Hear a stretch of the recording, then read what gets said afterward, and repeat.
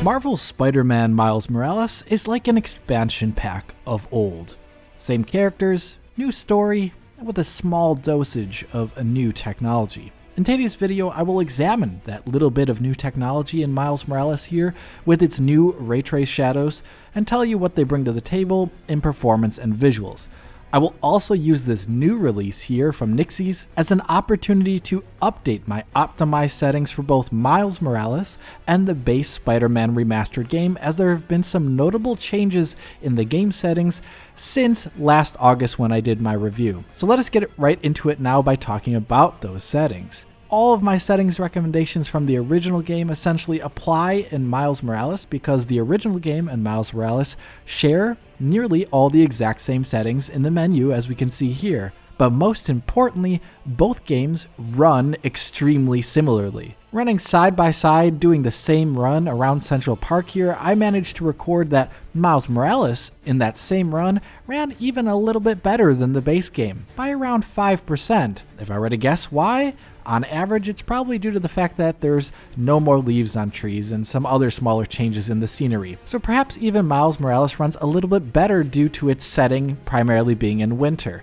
But in general, you can expect the games to have nearly the exact same performance profile, and you should expect that same performance more or less that you saw in Spider-Man Remastered here in Spider-Man Miles Morales. Given that, my optimized settings are going to remain mostly the same. I say mostly the same though, as my optimized settings need a bit of an update.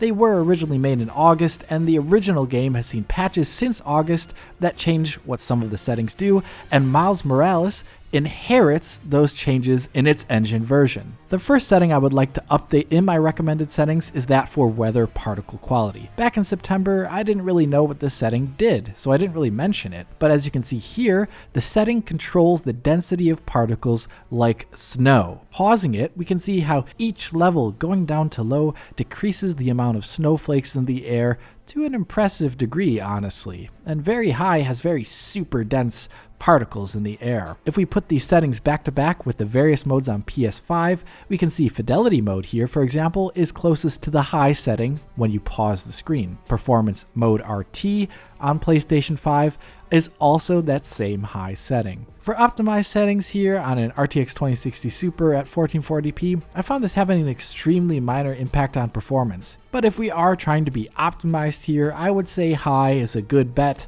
as we're going to have that console parity. Two other settings I want to update are those for crowd and traffic density, which didn't exactly seem to function in a very opaque way on release. Looking at crowd density now, with the latest updates in place, we can see that PlayStation 5 and fidelity mode here lines up rather well with the game's high setting if we look at the density of more distant crowds on the sidewalk. The performance mode, though, in comparison uses a much lower setting, and quite obviously so. In fact, it lines up most closely with the very low setting on PC, and even manages to perhaps be a little bit lower if we look at the stands here, where PS5 here in RT performance mode has even less people sitting in the stands than the very low setting. That very low may sound bad, but it makes sense, and it is really still rather good looking for an open world game, I would say. Most importantly, very low crowd density is key to good CPU performance in the mid-range, as Spider-Man is a very heavy game on the CPU. If we go down to very low from high, we can see a 14% performance being saved here in this extremely busy scene on the Ryzen 5 3600. And this is absolutely critical, by the way, as this game is so heavy on the CPU as is. The next we have the traffic setting, which I also kind of want to update. I still really can't see any obvious visual difference with this setting in nearly every view, as I think the randomization of cars with each game load is making that hard to see, but I importantly see now very good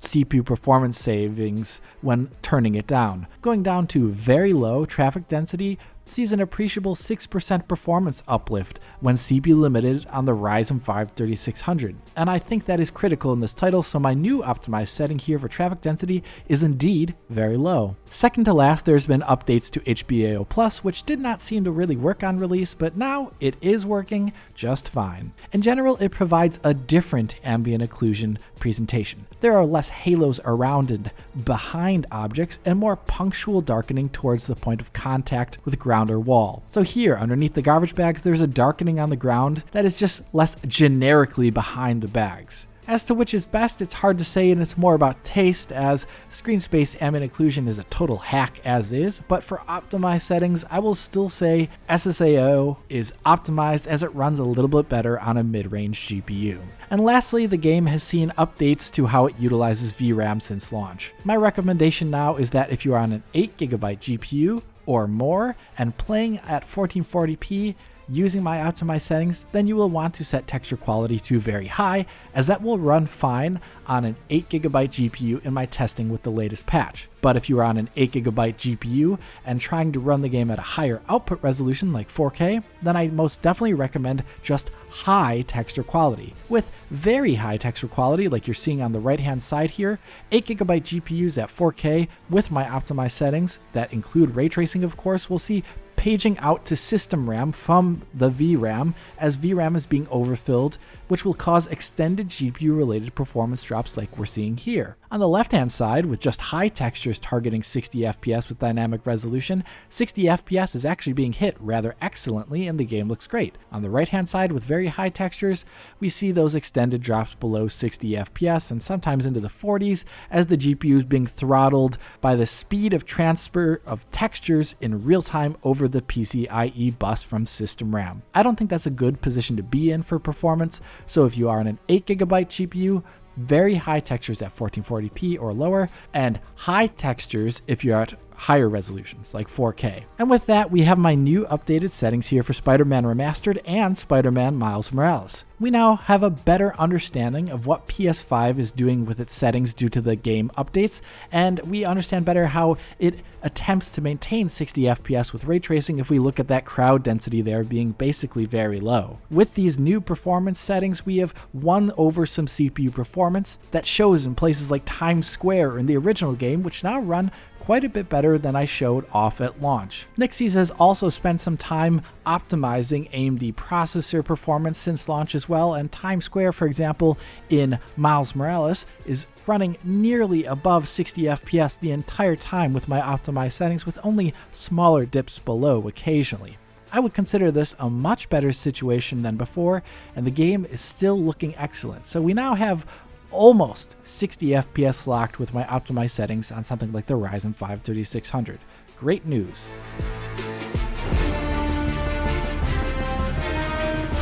Okay, now let's go over to the star of the show, and that is the ray trace shadows from the sun or moon added in Miles Morales here. And yes, only in Miles Morales and not the base Spider-Man Remastered game. These ray trace shadows do a number of things quite a bit better than the base shadow maps found on the PC game or in the PS5 game. For one, they add a lot of extra shadows close to the camera, like here in this shot of the ground. Notice how the little bits of grass and bushes here on PC with ray trace shadows have shadows, unlike PlayStation 5 in Fidelity mode, which uses standard shadow maps where those objects have no shadows whatsoever. Same here on this shot on the roof. Small little objects like the struts and pipes here on the roof here have shadows with ray trace shadows on, while there are no shadows there on PlayStation 5. You basically get more shadows with ray tracing. Another upgrade are more shadows from far away. Check out this shot here from a cutscene. Notice how the pedestrians super far away from the camera here have no shadows there with shadow maps on PlayStation 5, while all those newspaper dispensers, pedestrians, and other objects have shadows with ray trace shadows on PC. This is one of the greater differences from ray traced shadows, and you can see things like parked cars or pedestrians far off in the distance having shadows where they would otherwise have none without ray tracing on. Another upgrade is in proper shadow attenuation, which can be seen in this shot here. Without RT shadows like on PlayStation 5, shadows on the left all have the same level of sharpness. That just corresponds with how high resolution the shadow map is.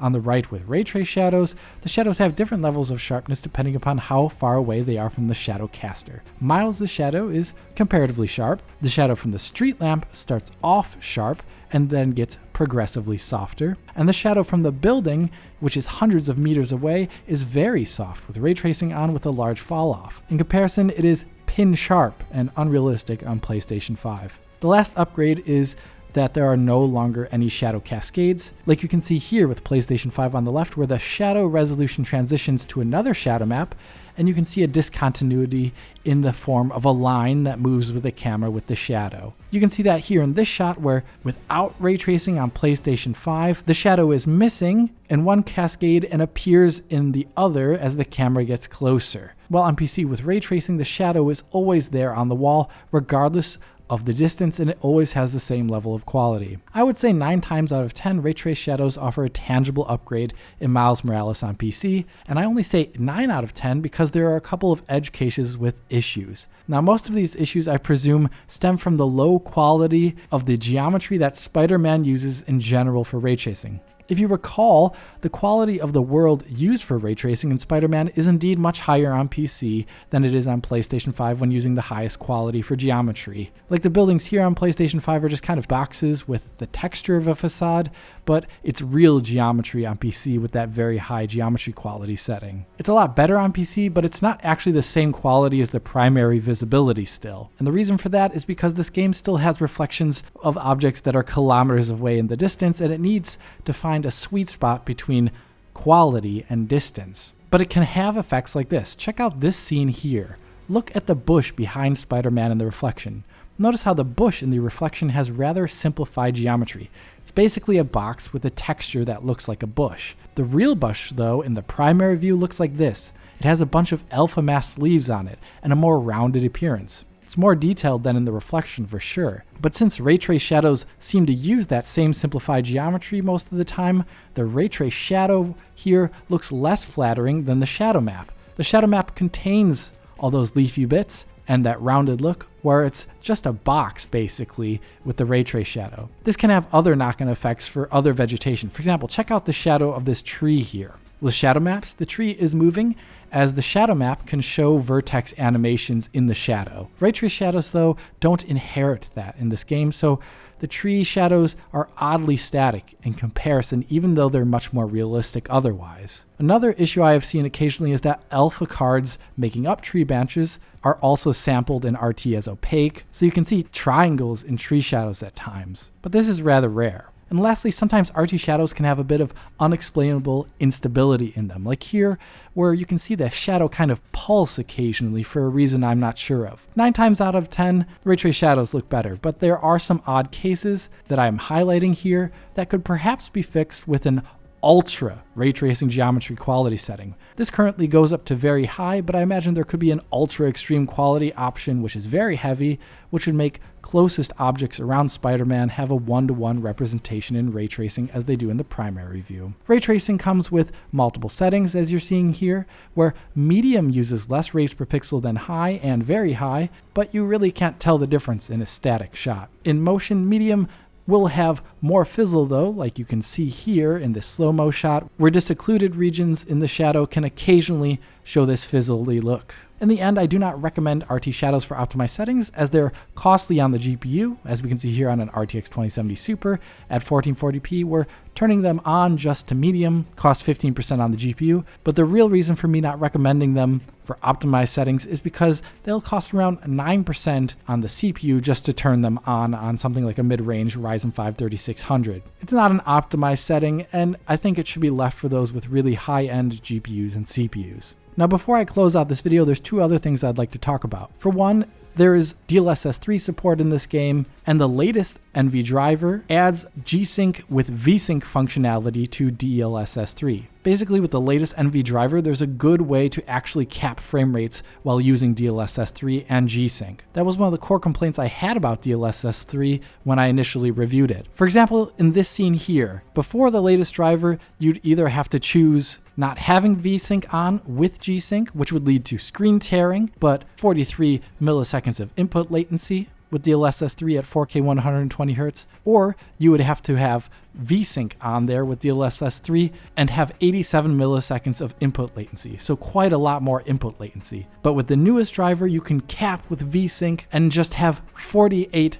milliseconds of input latency. So now DLSS 3 has no intrusive screen tearing when you use V-Sync, and it will still feel super crisp to play. It's a great win for the technology overall. The last thing I want to talk about is my one last remaining issue as I see it in Spider-Man Remastered and Miles Morales, and that is occasional texture popping. For some reason, textures load in late at times in both of these games regardless of your GPU memory situation. This can happen in cutscenes, which I find very visible in Spider-Man Remastered, where in the intro cutscene, guns, armor, and cop cars and all of these things sometimes almost never load their higher resolution textures. It's a bit weird to see on something like an RTX 4090. Or you can also have the game load textures in very late after loading a save, which is a bit weird once again to see on something like an RTX 4090. I'm not sure if this texture streaming issue can be amended at all, but it's my last really small, tiny critique on what are otherwise amazing versions of these games on PC. And that's really the last thing I wanted to say. Miles Morales is an excellent continuation of the fantastic work that Nixxes has done on Spider-Man Remastered. Its settings now work better than before, it runs better than before with my new optimized settings, and they've gone above and beyond to include ray trace shadows, which they did not need to do, and offers some great upgraded visuals nearly all the time. So bravo. That is all for me at the moment though, and if you did enjoy this video, hit that like button and subscribe to the channel. If you're already a subscriber, hit that little bell in the corner to be informed as soon as Digital Foundry posts a video. If you want to help us out, support DF on Patreon to get years worth of our videos in high quality for download.